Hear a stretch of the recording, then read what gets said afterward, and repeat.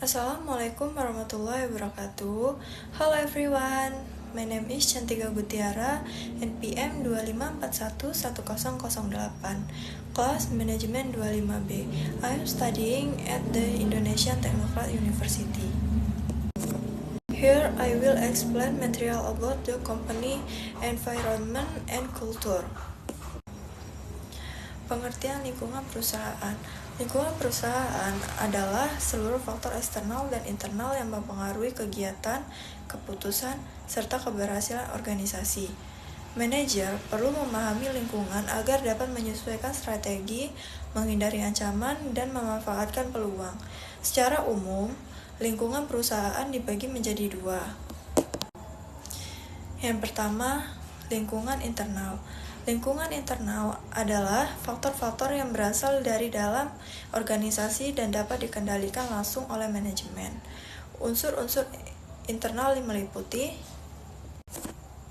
Unsur-unsur lingkungan internal meliputi yang pertama karyawan, aset utama organisasi, menentukan produktivitas dan kualitas kerja.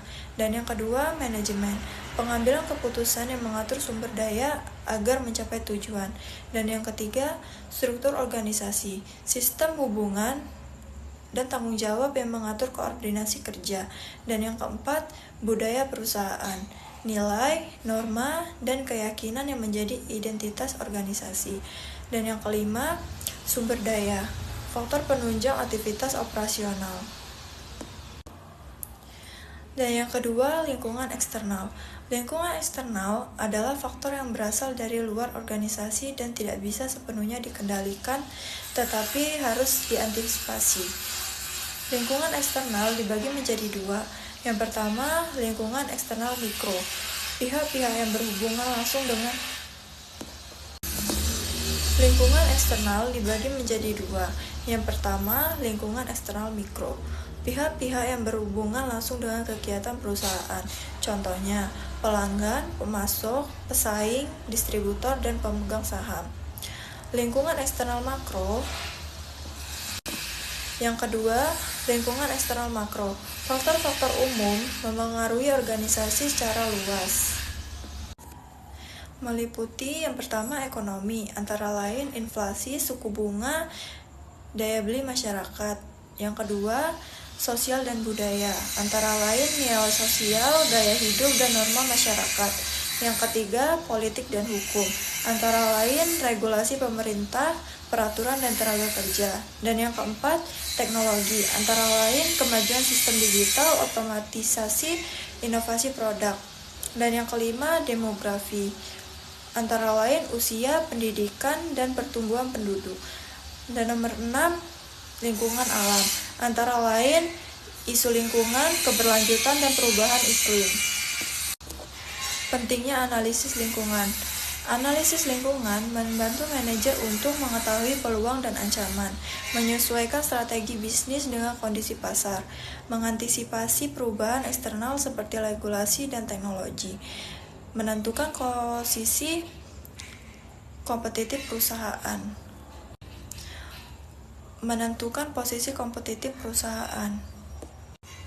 Selanjutnya, budaya perusahaan.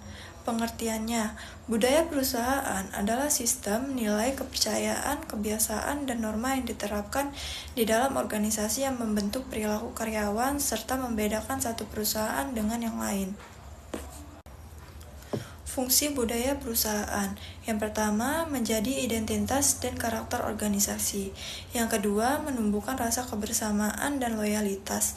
Yang ketiga, meningkatkan motivasi dan moral kerja. Yang keempat, menjadi pedoman perilaku dan pengambilan keputusan. Yang kelima, membantu adaptasi terhadap lingkungan eksternal. Jenis-jenis budaya perusahaan. Yang pertama, budaya inovatif, menekankan kreativitas dan inovasi. Dan yang kedua, budaya hierarki, menekankan stabilitas dan aturan. Dan yang ketiga, budaya pasar, berorientasi pada hasil dan kompetisi. Dan yang keempat, budaya klan, berorientasi pada kerja tim dan hubungan kekeluargaan.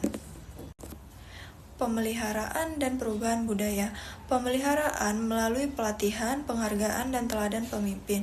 Perubahan dilakukan saat budaya lama tidak sesuai dengan kondisi lingkungan baru.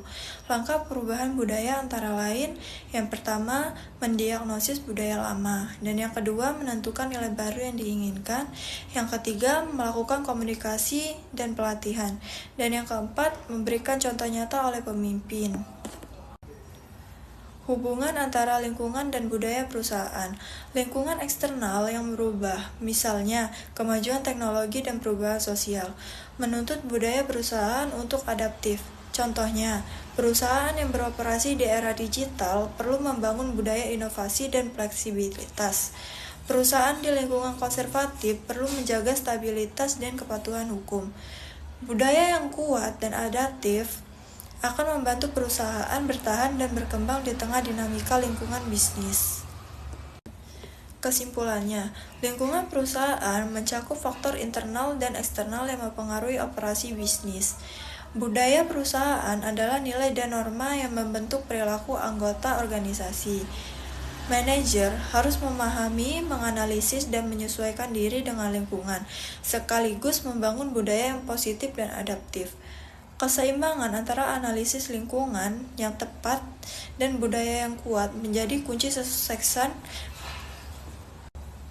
Keseimbangan antara analisis lingkungan yang tepat dan budaya yang kuat menjadi kunci kesuksesan manajemen modern. That was a little explanation from me regarding the environment and culture of my company. I will end here. Wassalamualaikum warahmatullahi wabarakatuh.